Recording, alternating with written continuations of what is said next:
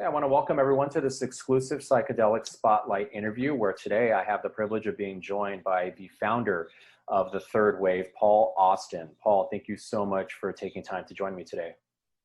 Thank you for reaching out and having this conversation, David. It'll be so much fun to dig into this stuff. Yeah, really looking forward to it. So really hoping to start with just, providing our audience and our viewers with an introduction into the Third Wave, sort of what the company is involved in, and maybe touch on a little bit about what inspired you and what motivated you to become involved here in the space of psychedelics.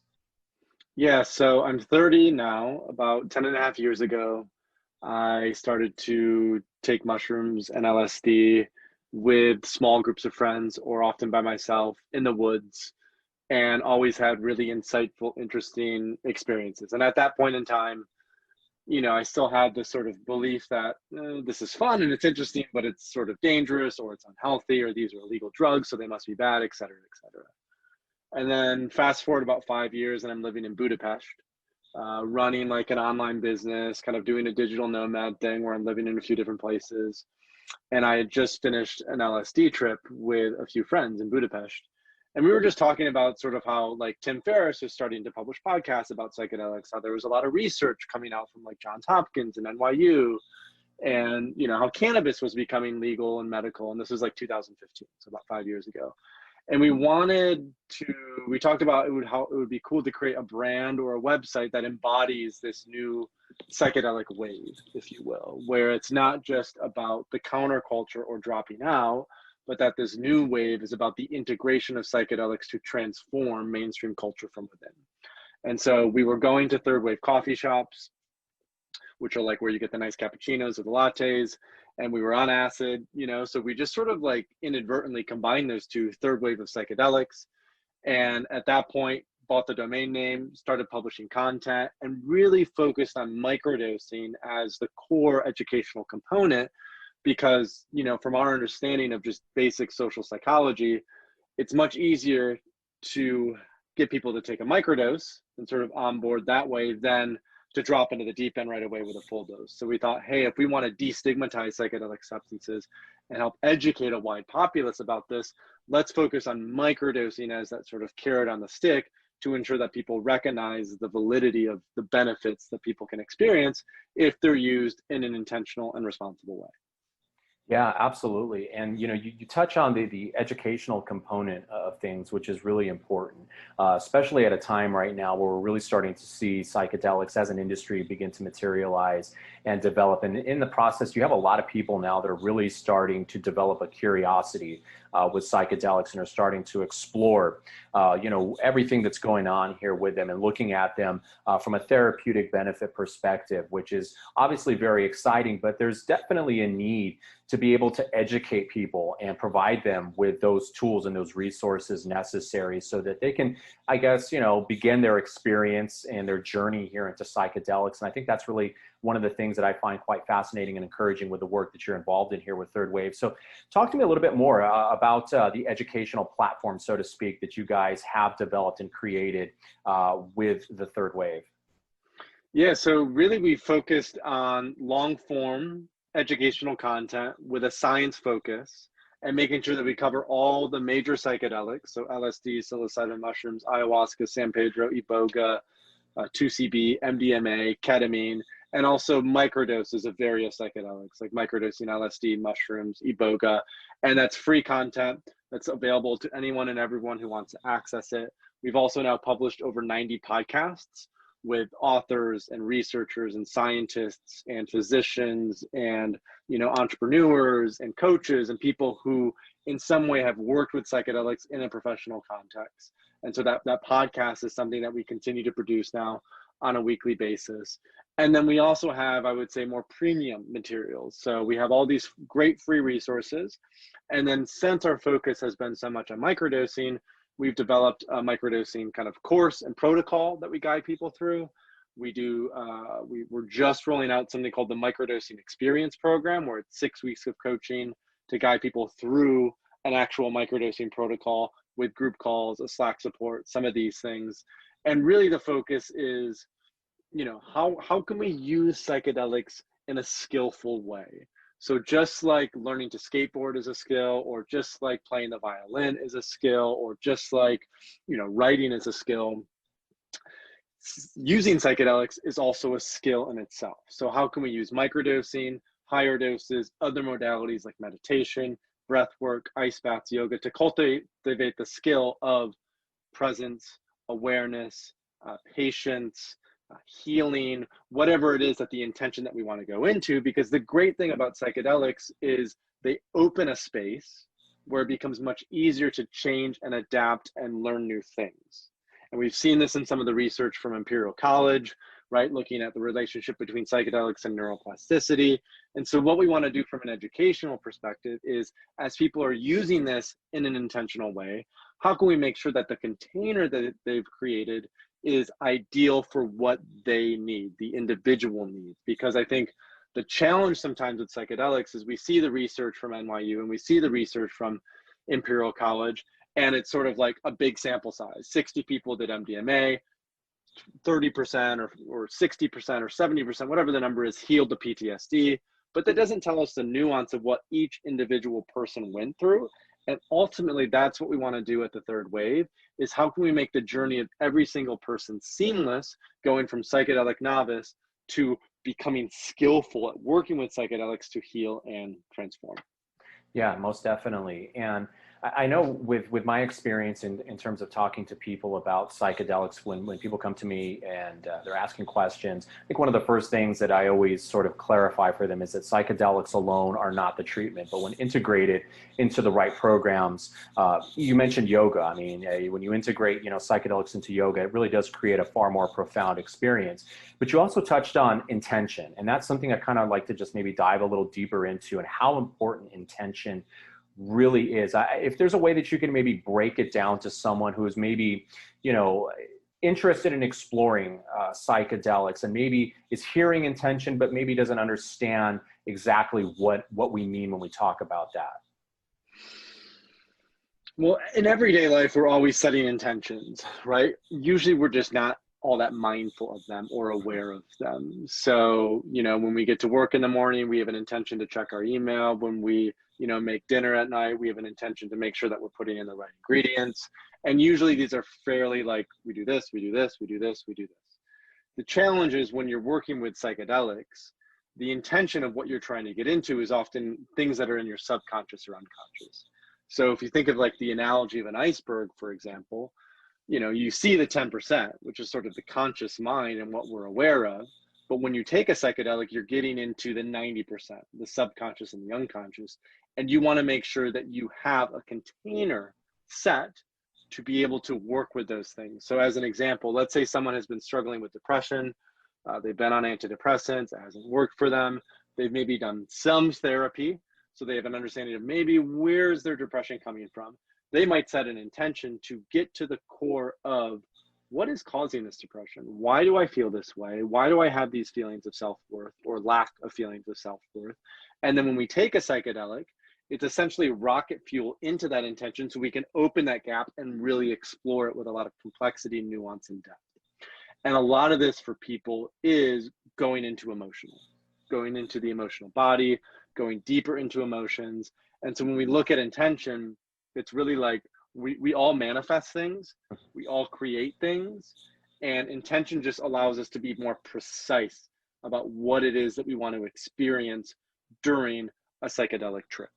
And it's usually best to think about that intention and to reflect on that intention for a minimum of 1 week before a really high dose experience. Right. And sometimes, like if you're going down to the jungle to do ayahuasca, they might have you do something for like a month before leading up to it. So there's also that sort of time window that sometimes changes depending on the nature of how you're working with the substances. Yeah, no, there's no question about it. I mean, it really is a process. There's so much more involved here than just than what we see and what we've become accustomed to with pharma-based drugs, where it's just, you take a pill in the morning and then you hope that it manages your depression, your anxiety to the best, possible capability.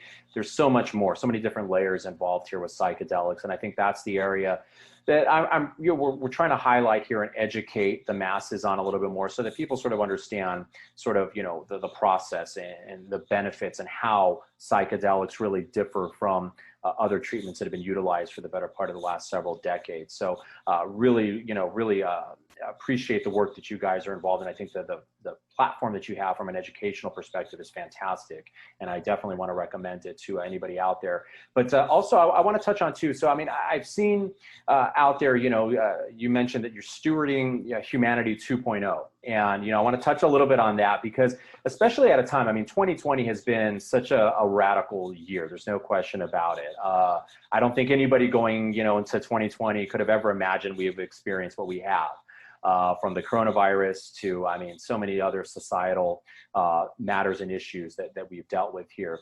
Nonetheless, I think we as a society, and this is my own opinion, I think we're slowly seeing an awakening, so to speak, where for the better part of the last couple of decades, we've been a society that's been so heavily connected to technology, whether it's having our phones, our computers, or televisions in front of us, for every waking hour of our lives. I think we're starting to see a motivation to sort of disconnect from that and reconnect with our consciousness. And I kind of want to talk a little bit about that, because I think that ties into psychedelics and sort of where things are going with this industry here as it continues to evolve. That's a really good point. There are a couple of things that came up immediately when you were talking about that, which is I just saw a headline today that tech addiction is the new climate change for culture. So in other words, the addiction that we're having now to technology and the way we're manipulated through it is actually ruining our culture, just like climate change is ruining our environment, right? And so there's a fantastic author who you've probably heard of and speaker, Tristan Harris, who used to work for Google and has now sort of exposed all of this. There's actually a documentary coming out about it very, very soon. And I think what it comes back to is intention, right? So even back to like the last topic that we just covered, a lot of the power that comes from psychedelics is the ability to direct your attention where you want it to go. Attention, not intention. And so that way we can control, in some ways, we have the capacity, we have the agency to manifest, a healthier way of being, or more connection with friends and family, or whatever the outcome might be. What happens with technology oftentimes when we're addicted to things like our phone is we're not controlling that process, but instead we're controlled by sort of technocrats, and not in sort of a conspiracy theory way, but their motivations, Apple, Google, Facebook, are not necessarily in line with our personal motivations to be healthy and vibrant and alive and aware, right? So there's that dichotomy. I think what that says for what will happen going forward is all of this, to me, comes down to integration, right? We're at this point in time now where we need to integrate cutting edge science and research in terms of what actually works from a health and well-being perspective, as well as wisdom that we've known for thousands and thousands of years. And this is what I love about the psychedelic space is we're seeing millions of dollars invested into the medical model to better understand how psilocybin, MDMA, DMT, there's a number of medical substances that are being studied in the lab to better understand them. And we also have ayahuasca and San Pedro and psilocybin mushrooms and these plant medicines that have been used for thousands and thousands and thousands of years. And there's wisdom in that use of them. And there's also knowledge in the cutting edge science. So how do we find the integration of those two? And then what will that do for us from a culture perspective? So one thing that you're probably aware of is because of COVID, a lot of people are moving now to more rural areas. In fact, I was just in Montana, and there are places being bought up, sight unseen, within 24 hours for cash for 10 to 15% the asking price. Wow. Right? So people are just buying things up. And so what we're going to see a shift towards is back to a more rural lifestyle, back to more nature, back to more connection. Yes. Because cities as containers, cities are so distracting that our attention is always getting pulled external. And what psychedelics teach us more than anything is that the way that we maintain presence, awareness, health, and well-being is by cultivating a practice of internal stillness, silence, and awareness. And so I think the places that we live will then start to reflect that desire that we have to spend more time in peace, essentially. Yeah, absolutely. And I mean, I'm glad we talked a little bit about this, because when I talk about the multiple layers and dimensions, if you will, that we see here with psychedelics, this is what I mean. There's so much more to it. I know the focus, and of course, a lot of the emphasis really is on the treatment side of things, in terms of, you know, being able to treat some of our most pressing mental health conditions that we have here in society. And that's incredibly important, make no mistake about it. But it goes way beyond that. And what we just talked about, you know, the impact that it could have on society and our culture, that to me is where I believe the future of psychedelics really is, in helping to sort of usher in this new sort of humanity 2.0, really, you know, and that to me is what's exciting. And so glad we had a chance to touch on that. Not sure if there's anything else that, you know, you wanted to maybe speak about or talk about, you know, any new developments, anything going on with the third wave that you'd like to share right now? Yeah, I think the other thing to be aware of, that we're rolling out, is we'll also be rolling out fairly soon a database of retreat centers, clinics, therapists, and coaches. And the focus of that is, yes, it's important to learn about these substances, but I think the core issue in the psychedelic space, because of how chaotic these can be at times, is trust and integrity. And we've seen this where it's not necessarily like 40% of facilitators are bad, but it's something called a tail risk, where even if 0.5% of facilitators are having issues around, there's a lot of like sexual issues, I would say, that come up with that 0.5% is a tail risk that could potentially derail, you know, the 99% who are doing this really well. So I think that's the lens through which we're thinking about things at Third Wave, is how do we create a cultural container of trust and integrity for psychedelic medicine to minimize the tail risk and ensure that every person who is exposed to this, which will be millions and millions of people over the next 10 years, feel safe, they feel held, they feel like they can trust the facilitator or the retreat or the clinic or the therapist that they're going to. And so we want to make sure that that process is as easy as possible for those who are looking to heal with psychedelic medicine. Yeah, absolutely, which is all really important. So again, thank you so much for sharing. And again, I want to encourage everyone out there to take a look and visit the Third Wave. We'll get the website information up on the video here, so anybody looking to check them out, we'll have that right there for them. But Paul, thank you so much again for taking the time to speak with me. Really, really appreciate it. And hopefully we can catch up again soon and dive a little deeper into some other subjects and other topics here within the space of psychedelics. I would absolutely love that, David. It was a pleasure to chat with you for, you know, this is a nice quick hit, and I'm sure, you know, the next conversation we have, we can go a lot deeper on things. Oh, absolutely. I look forward to it. Thank you again.